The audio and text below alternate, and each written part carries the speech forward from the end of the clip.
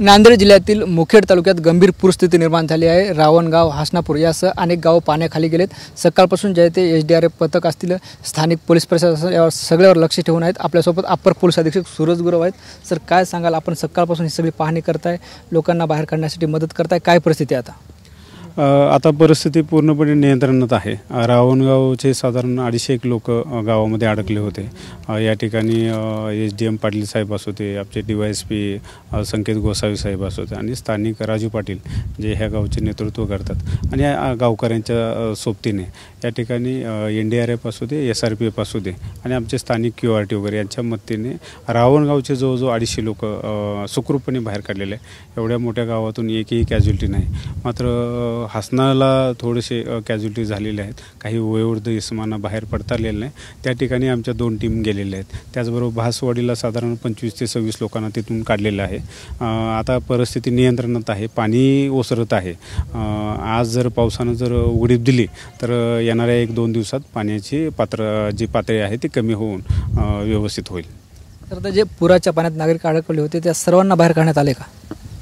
आता रावणगावचे या ठिकाणी सर्व ग्रामस्थ आहेत। या ठिकाणचे 250 लोकांना सकाळपासून मोहीम चालू होती आणि 1 तासाभरापूर्वी सर्व लोक बाहेर पडलेले आहेत। आता काही 3-4 लोक गावात अजून आहे, जसं आम्हाला कळालं तसं SDM साहेब, आम्ही स्वतः आणि गावचे राजू पाटील आणि SRPFची टीम आम्ही सर्व गावात गेलो होतो। मात्र आता गावात कोणीही व्यक्ती नाही।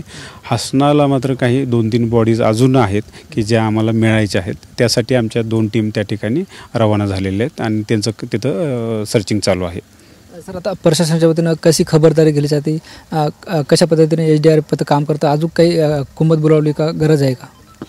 या ठिकाणी माननीय कलेक्टर साहेब असू दे, SP साहेब असू दे याच्यावर पूर्णपणे लक्ष ठेवून आहेत आणि SDM पाटील साहेब सकाळपासून फील्डवरच आहेत।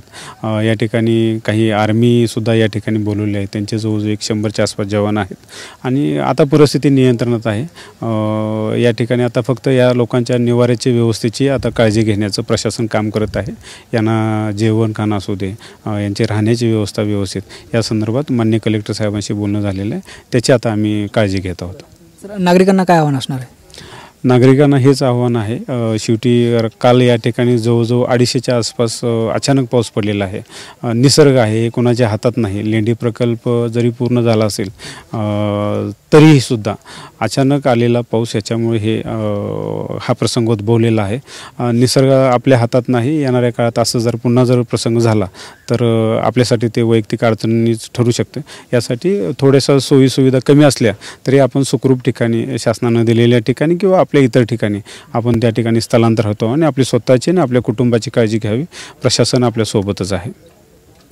निश्चित आपण बघतो, हे होते नांदेडचे अप्पर पोलीस अधीक्षक सूरज गुरव। पूरस्थितीबाबत त्यांनी आपले संवाद साधलाय। कॅमेरा पर्सन अमित आडेसह ज्ञानेश्वर लोंढे, TV9 मराठी, रावणगाव, नांदेड।